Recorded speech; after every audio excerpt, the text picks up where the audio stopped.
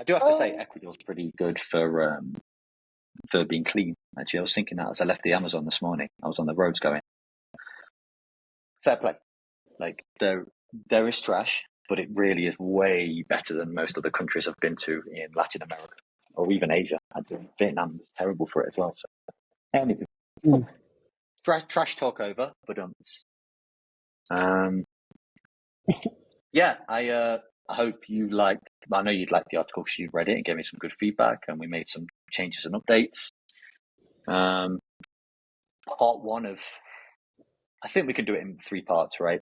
Part one of the history of Lamborghini, or Automobili Ferruccio Lamborghini SPA, as it was originally christened.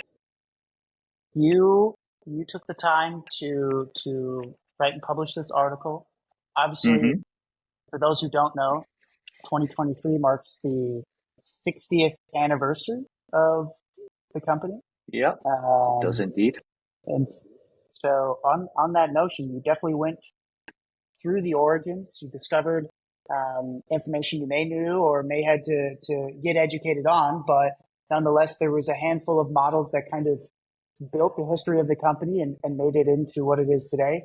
Some were a success, some less so. But I'd love you to kind of give the audience some of the fun things you learned along the way of creating this article that is now available publicly on CarsLessTraveled.com. Yeah. I mean, I would also argue, by the way, we've broken it down into 3 parts. The first part being from its very foundations, which is actually pre 30th of October 1963, when the company Automobili Ferruccio Lamborghini SPA was originally coined, I guess, or registered, officially turned on, so to speak. It existed a little bit before that. There was work going on. But yeah, from then until I think it was 1974, when Ferruccio Lamborghini actually had to sell the remaining 49% of his company that he had to a friend of the new owner who'd already, in 2 years prior, sold his 51% stake to. So the first section covers that, and that for me is peak Lamborghini in terms of the kind of vehicles that were generated. For me, despite the 60s and 70s being a very odd time for the world generally, in many countries, some of the products produced around the world, like we're talking the 250 GTs and Ferrari and stuff. We're also talking, by the way, and we'll come on to it, the Lamborghini Miura. We're talking the Jaguar, I guess pre-Jaguar E-Type, but some absolutely stunning Jaguars, the XK, XKSS and vehicles like that. So, Lamborghini was or the world was produced some beautiful vehicles, I guess. And so for me, part one that we have on the website is that period of time. The second part, which I'm working on right now and is close to a first draft complete, is a kind of crazy time that goes through a lot of ownership changes and takes us all the way up to 1998, when a guy called Ferdinand Piëch, who was head of the Volkswagen Group, went out on a spending spree and bought Bugatti, Bentley, and Lamborghini. And then the third part will be, of course, Lamborghini under Volkswagen ownership, which is crazy because that covers 25 years. I cannot believe that Lamborghini has been part of the Volkswagen stable for 25 years. I feel old as toast now because I remember that. I don't know if you do. You'd have been tiny. I remember it really distinctly, going, oh my gosh, what, Lamborghini by Volkswagen? So anyway, a fella called Ferruccio Lamborghini, who was born in a small town, I believe north of Modena. So that whole Modena, funny enough, where I actually lived and worked for a year, beautiful part of Italy, central Italy, Emilia-Romagna, famous for its prosciutto di Parma. Parma is just north of Modena. Famous for spaghetti bolognese, Bologna, south of Modena. Famous for its Parmigiano Reggiano cheese from Parma, also famous for its Lambrusco wine. So very much the food and drink heartland of Italy. Yep. But it's also very famous, and I still don't fully know the true history. We need to dig into this on a separate article. Why the automotive industry of Italy really established itself in Modena. Right, even now we're talking Maserati, Yes. Pagani, Lamborghini, Ferrari. Like, And for those who have not oh, been to that oh, area of Italy, I mean, beautiful, but it is farm country. These yeah, legacy automotive brands that have created historic supercars, really shaped the overall picture of the automobile, are based in farm country Italy. Small towns, small 2-lane roads, people with it's crazy. tractors and horses living modest lifestyles. And then you take a corner and there's the factory of one of 5 very famous supercar brands. It's unbelievable for anyone who hasn't been, and well worth a road trip Gotta go. if you have the opportunity to do so. One of the greatest restaurants in the world is also in Modena, 3 Michelin star restaurant. True. Cannot for the life of me remember the name. We'll do some digging. Osteria. Oh no. Anyway, We we'll looked this come on up to that. before. You almost had it. Yep. It's so annoying. Anyway, I had no friends that have eaten there, and they said it was just one of the greatest evenings of the whole life. So you go there, you sample the food. I've been there anyway. I've lived there. Ordinary food is spectacular, so it's a wonderful place to go for many reasons. But yeah, do a Ferrari factory tour, do a Pagani factory tour, do a tour of Sant'Agata, which is where Lamborghini came to be based. Now, Ferruccio was, I think, born in 1962. Funnily enough, grape farmers. So he was born to a farming family, and because of that, he was often helping on the farm, but he was also playing with machinery. I mean, we're talking literally born in the middle of World War One, and then in that transition between World War One and World War Two, you had a real industrialization of agriculture, particularly in Europe. In Japan, they took it onto a different level post World War Two. We're not going to discuss that here. And so he was very much a mechanical aficionado. And then he was a mechanic, actually helping to fix airplanes during the World War Two. And so then he survives World War Two. He wasn't a soldier or anything, but in the aftermath, when kind of many European countries were on their knees, he founded his tractor company, Trattori Lamborghini, I think they were called, in 1948. And so they then, over a period of 10 years, were incredibly successful. We're not talking Lamborghini price tags. If you're talking like equivalent tractors, we're not talking like they were super tractors necessarily. But they are still now highly, highly regarded tractors. So they were dominant in Italy, especially in that area of Italy, in Emilia Romagna and the surrounding counties or regions. So he made a lot of money pretty quickly, and was obviously an astute businessman.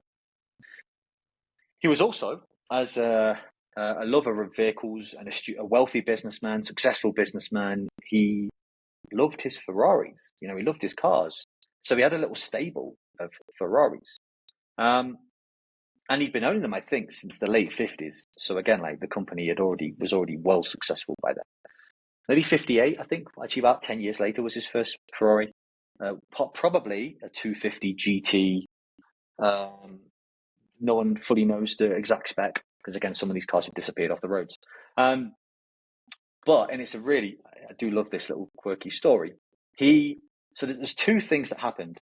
He was increasingly frustrated because Ferrari's bread and butter was race cars.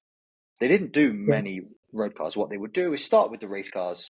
That was their bread and butter. And then what they would do, sometimes, whether it be for homologation purposes or chasing some revenue to help fund further racing, they would do some homologation specials for the road. Now, this kind of evolved a little bit with things like the whole the broad spectrum of body styles that came with the 250 GT series. But the 250 in itself was a race car. So we're talking race chassis, we're talking race engine, and it kind of annoyed Ferruccio because, in his view, if you design an engine, if you design a gearbox, if you design a chassis for the road, you approach it fundamentally differently. Its usability is different, sorry. And so in 1961, he approached a company who was headed by, or certainly was led by, Giotto Bizzarini. Now, Bizzarini might be a familiar name with other automotive aficionados who are listening, because Bizzarini went on to set up his own automotive company. They were definitely nowhere near as successful as a Lambo or Ferrari or even Pagani in modern day terms. But they're a legendary mark in their own right. And he was an expert powertrain developer. He was also ex-Ferrari. So he went and helped develop this V12 engine for Ferruccio, except he used a dry sump.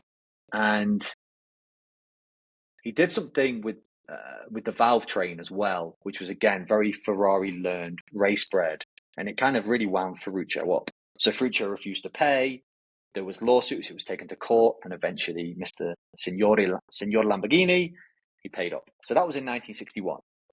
At the same time, in around mid to late 1962, he's driving his 250, one of his 250s, and he's getting increasingly frustrated with, again, the lack of reliability of Ferrari road cars, because they'd been designed for high performance on the racetrack, specifically a clutch issue. It's getting that bad, he decides he's going to drive to Maranello himself, and he demands a meeting with Enzo Ferrari. And he just has a go at Enzo, and he's like, look, I own your cars, I love them, but you're using a tractor part for your clutch. Like, this is a joke. This can't go on. Enzo kicks back and says, shut up. You don't know what you're talking about. You stick to your tractors. Let us develop the cars. And so Ferruccio Lamborghini is like, wow, okay, screw you. So he's like, right, I'm going to start my own company. So with the V12 issues kind of resolved, he's got his engine, but he doesn't really know what to do with the vehicle. How can he go about actually developing the vehicle himself? And so he approaches, I think it's Carrozzeria Touring. And with the V12, he says to them, look, I'm going to get some Ferrari engineers together, but I want you to develop a concept. And so there's this group of ex-Ferrari engineers. You've got this V12 available, and Carrozzeria Touring, who were a coach builder. Think about the last time we spoke in our last edition, we were talking about coach building. And at the time, in the 50s and the 60s, and even into the 70s, coach building was still massive. Car companies were still pretty small, especially the high-end companies. They weren't under the umbrella of large multinationals and whatever. And so they couldn't really justify, these are great pictures, by the way, they couldn't justify the resources to have designers on board. So there were these coach builders who just did design, with some engineers, of course. So Carrozzeria Touring is one of the more famous ones, and we've definitely covered them in other articles, some of our Coach Built Special articles. And so they developed what they called the 350 GTV, which I don't know if you could share an image of that. If not, Drake, I will put it on myself. But this was the concept, with, again, pop-up lights. It's got a quirky smile. I don't love it, but I definitely don't hate it. Some of the lines I think are beautiful, and I love that kind of. There's an Americana hint to it, I think, with the cockpit on top and how it curves away, like the boat tail ending and the little flares at the end. It's an attractive vehicle, and it received okay feedback, but it didn't necessarily wow. But what they did do is evolve it further.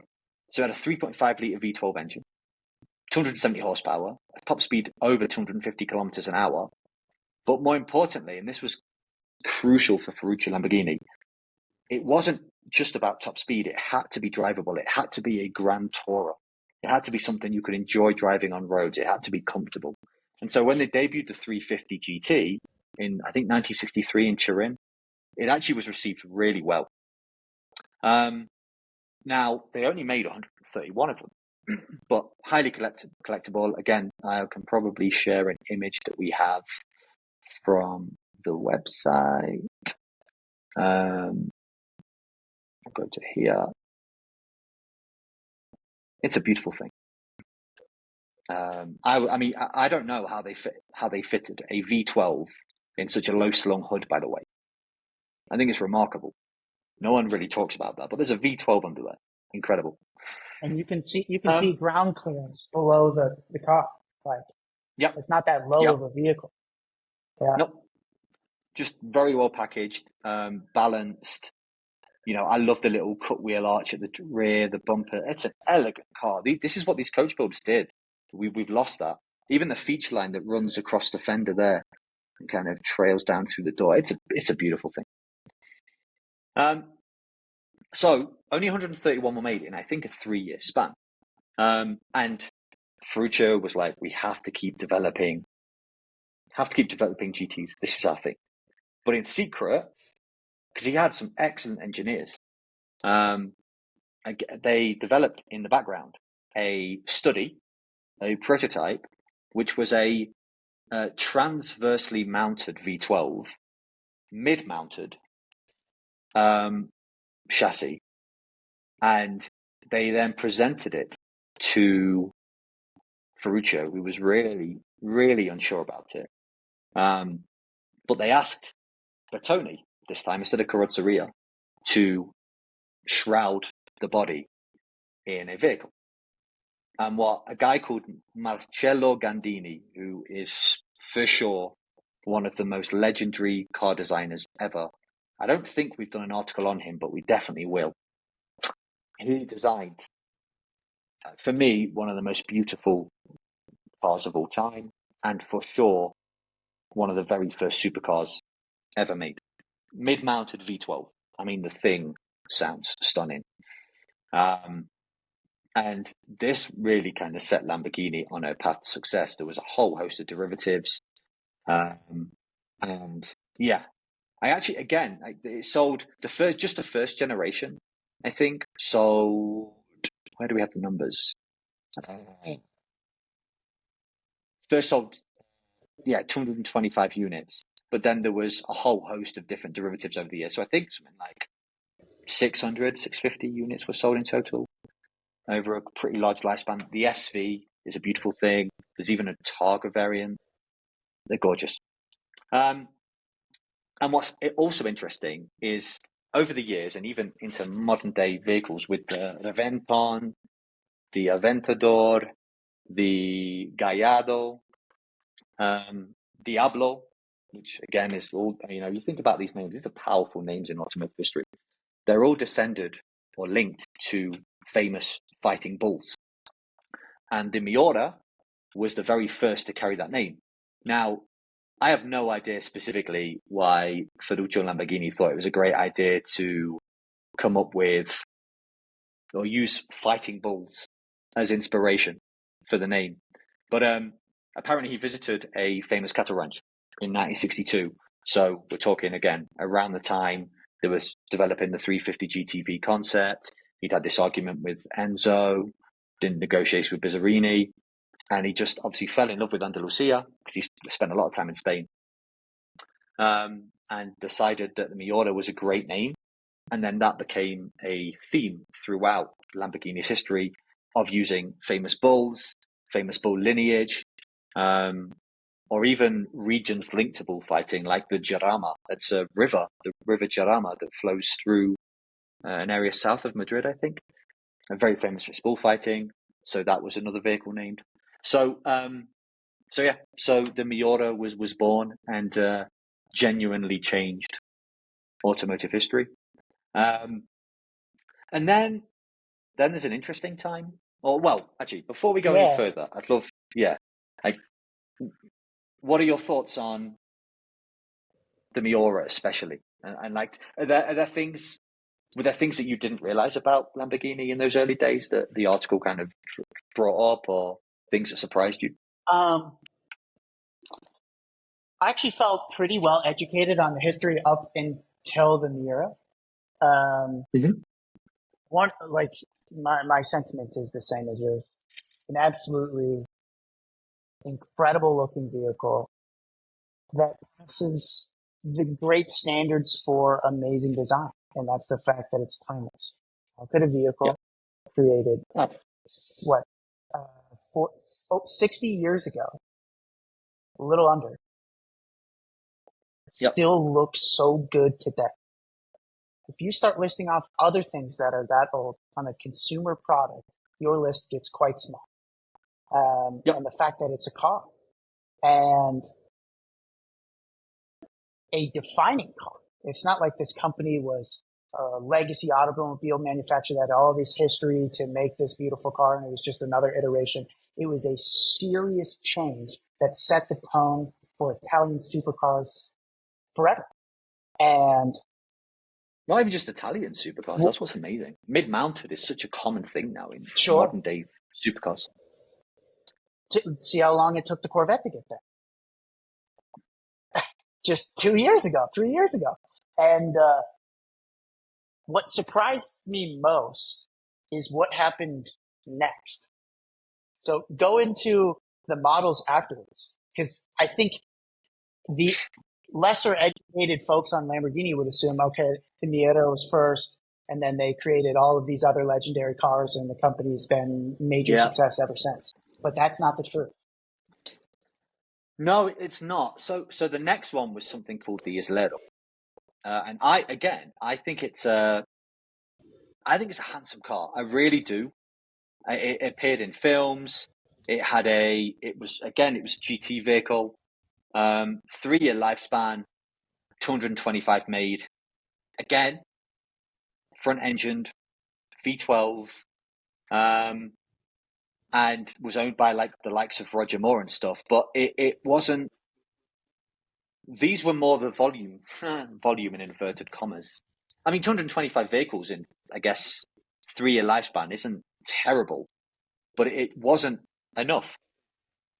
And so there was an argument that, again, I guess, into the late 60s, early 70s, although I think it's a beautiful thing, it maybe wasn't an appropriate design of the age. Because what came next was something called the Lamborghini Espada. Now, this was when the wedge design. So, we'll come on to the Countach in a bit.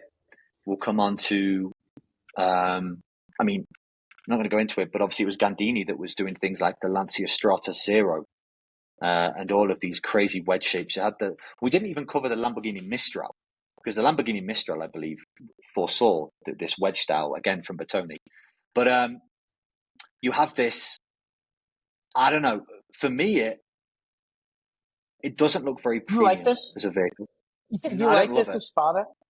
I hate it. I think it's terrible. Why? Why? Proportions seem wrong. You're right. It does not look premium. It does not look like a supercar. It does not look like the price. What was the price tag on one of these? Did you have that in there? It was expensive, right? Yeah. I mean, the Lamborghinis, they all were. In modern, right. Like to understand the other vehicles that were available at this time. I mean, 1969 and the Series 3 ran until 1978. And you think about some of the other European sports cars coming on at that time. Ferraris were looking good. Porsches were looking good. What is this? But this is the thing. This is the thing, right? Iteration too. Like this is what's interesting, because. But the thing is, I've got a better picture that we can show of people's. Well, I want to briefly show the true proportions of the Espada first. Okay. Because I don't think the photo we showed didn't necessarily show the true, proportions, I would argue.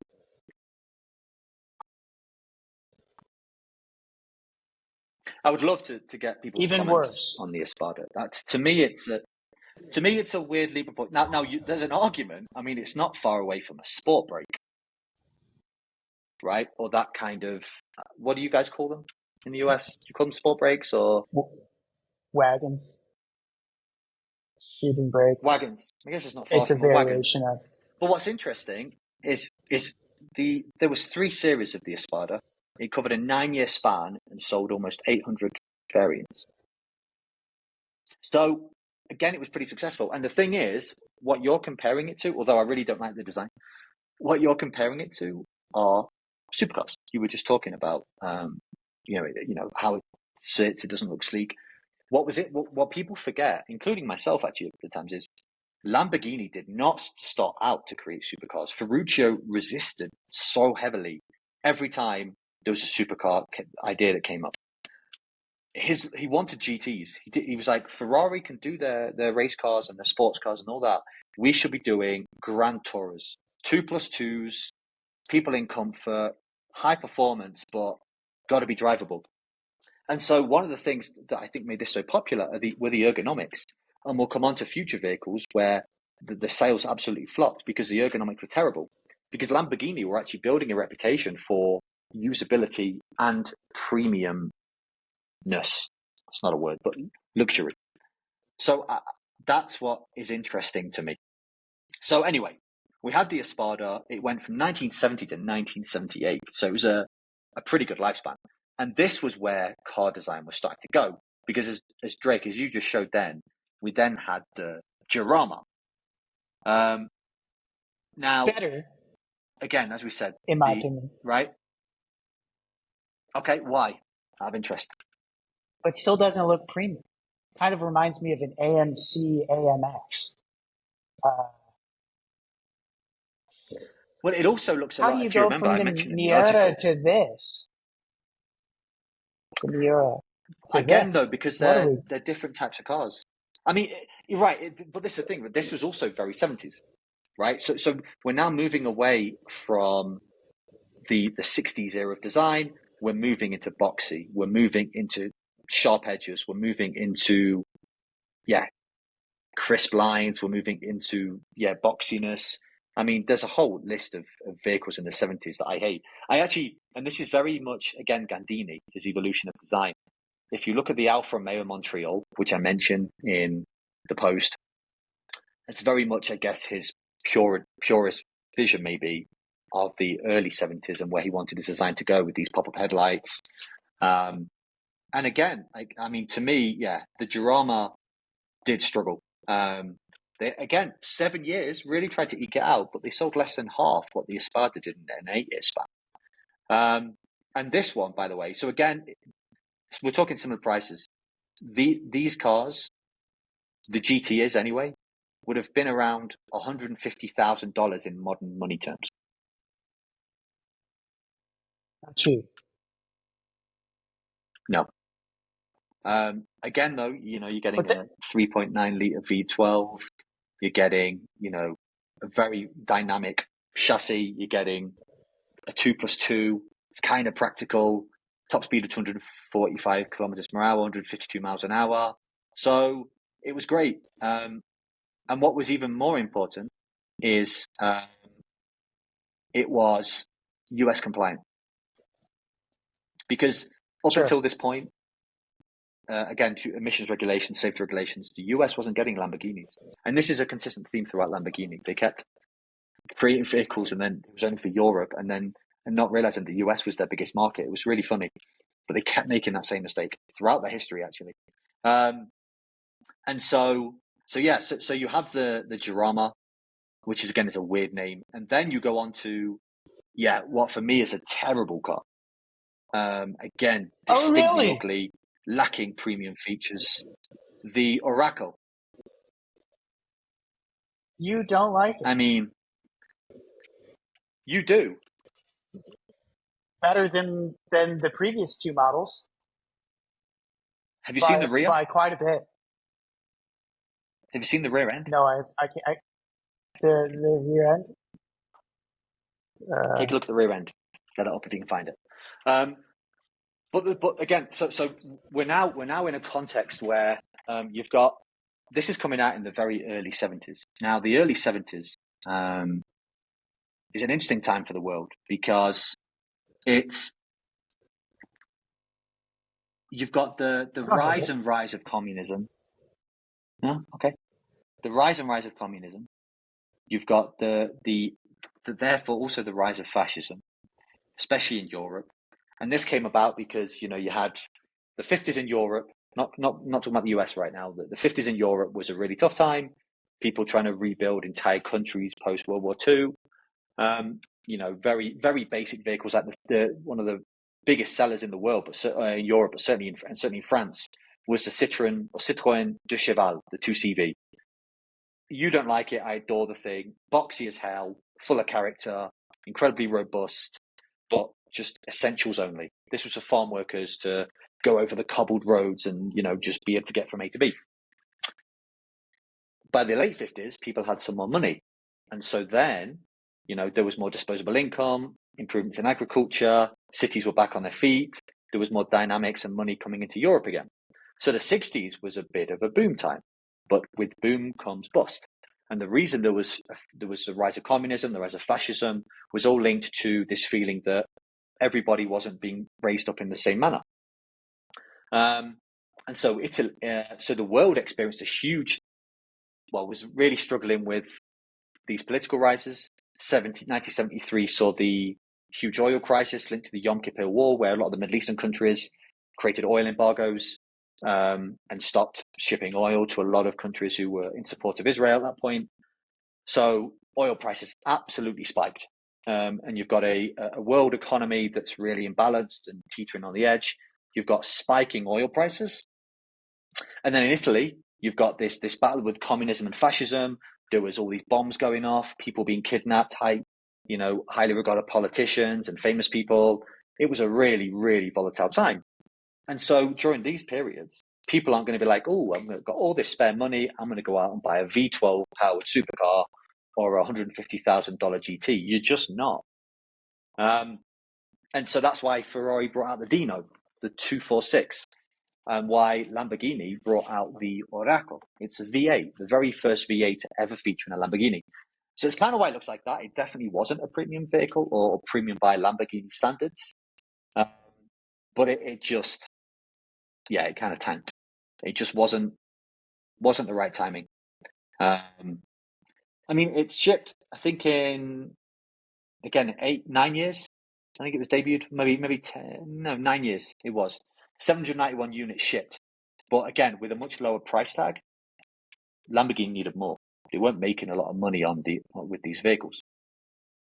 So Lamborghini's kind of floundering a little bit.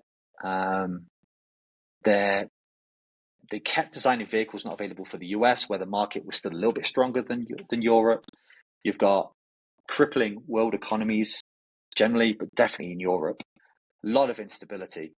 And then amongst all of this, someone thinks it's a great idea to, again, team up with Gandini and see if they can create a supercar. Again, another V12. But not just any supercar. They wanted it to be, the envision of Gandini's desires. And they came up with this. I think the concept was called the LP500. And it debuted in 1971, I think. So again, we're talking all the wrong timing. Rear end or mid-engine V12, and it looks insane. So you've got that going off in the background, and then Ferruccio again really struggling. It's like, holy shit, we need more money. So in 1972, he sells 51% of his company to a guy called Rossetti, who's a Swiss businessman. He owns an Islero, I think, and a Spada. He's a Lamborghini fan, and he's also a businessman. So he sells that stake, and then Lamborghini really trying to push forward, try and get a Countach or a production version of the LP500 ready for the 1972 Turin Auto Show, and fail. They can't get it there in time. So it doesn't come out till 1974. They have to make some tweaks to the V12. So it ends up being a bigger V12. I think it might even be a 5-litre V12. But either way, it ends up being it ends up needing a lot more cooling. It ends up with definitely some evolutions from the exterior tweaks, chassis tweaks, because again, it was just a concept that was shown by Bertoni. So that's why you end up with the huge air intakes, which to me make the vehicle look even more insane. Maybe less Totally. pure than the original LP500, but I mean, to me, it's an absolute iconic. I had a picture of this on my wall. Did you? No, I was a couple Lamborghini supercar generations ahead. Oh, were you Diablo or No, Murcielago or what did you yeah, have? Murcielago. the Murcielago. Okay. I mean, don't be wrong. I was born in 1988, way before this came out. But I mean, look at it. There's never been a vehicle since, and the new Countach that they brought out is just insulting. We'll come on to that separately. Like I despise that. I mean, what are you doing? It's just yeah. Anyway, so these are the kind of vehicles that Lamborghini were capable of producing, but it also unfortunately caused so many financial issues, and again with lack of US homologation, world economic crisis. Ferruccio ended up stepping away in 1974. He sold the remaining 49% to a friend of Rossetti, and then retired in Perugia to his late. He'd already sold his tractor business in 1971, so it was kind of. I mean, yeah, it was a fire that only burned really for 11 years in total for Ferruccio.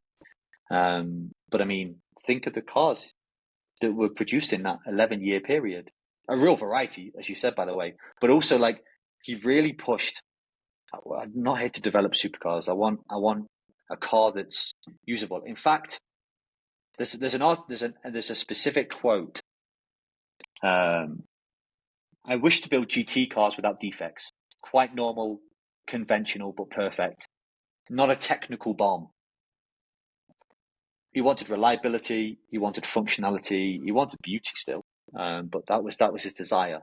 He wanted to avoid having these race car bred road cars that were right on the limit of engineering because they needed to be, because they were race cars originally, that Ferrari were doing. He wanted to avoid that and the reliability issues that plagued them, but didn't quite work. So yeah, he then had to sell the rest of his company, and then even then the Countach launched. It was an insane vehicle, cost roughly about $220,000 in today's money, so huge money, but an absolute runaway success. They were still producing it in 1990, and it debuted in 1974. They did a 25th anniversary special. It wasn't supposed to be. They were supposed to debut the Diablo for that, but they ended up debuting. So that would have been 1988. Did a 25th anniversary special of the Countach. Madness. And so then it goes a bit weird. But I mean, for sure, as a business, Lamborghini went actually to a more profitable stage. You had obviously the Countach coming around. You had this. Sorry, I'm getting ahead of myself. They had something called the Lamborghini Silhouette, which was a take on the Oraco to try and get some volumes out there, because the Oraco, they had no replacement for it. They had no funding. They were like, how can we make as few changes as possible and still throw it out there? And that was what they called the Silhouette. But it just, didn't really work for them. And so then they, what do you think to that, by the way? What do you think of the Silhouette? Have you seen it? Yeah. Okay. It was a V8. It was relatively low slung, really compact actually. So even more, I think, compact than the Oraco. Oh, I have But again, seen the these. problem, I think yeah, they look kind of cool. they do look kind of cool. But again, this is the thing, right? So they were, whereas Lamborghini or Ferruccio was pushing, I want usability, I want functionality, 2+2 GT, whatever, and people will pay for it. And generally, the volumes are backed up. Maybe not these little.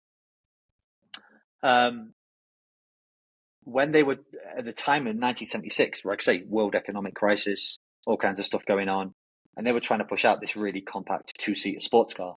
It just felt wrong timing. And then they went even crazier. It's kind of smacks of desperation to me, but they did. They went and tried to deliver two contracts simultaneously. One was a US government contract for a new kind of all-terrain military vehicle, and the prototype they created was called the Cheetah, and we'll come on to the descendants in a little bit. The second one was they were contracted by BMW to co-develop the BMW M1. So I have no idea what the BMW M1 could have been if it had been co-developed by Lamborghini. I mean, it could have been an incredible vehicle, or it could have been absolutely shocking because it's Lamborghini, and that's kind of the joy and the for people who don't already know Lamborghini, hopefully you're learning this. It's one or the other. It's never the same. So what you then see is this Cheetah comes out. It's terrible. The US government, they don't even want to get in it. Someone demos it for Lamborghini. US military go, nah, I'm done. It's not going any further. And what was even funnier is Lamborghini had used the money that BMW had promised to them for the contract to develop the Cheetah. So then BMW go, you've wasted all of our money and you have nothing to show for the M1. We're stepping away. So then Lamborghini have lost two contracts in the space of a year. So they are really panicking.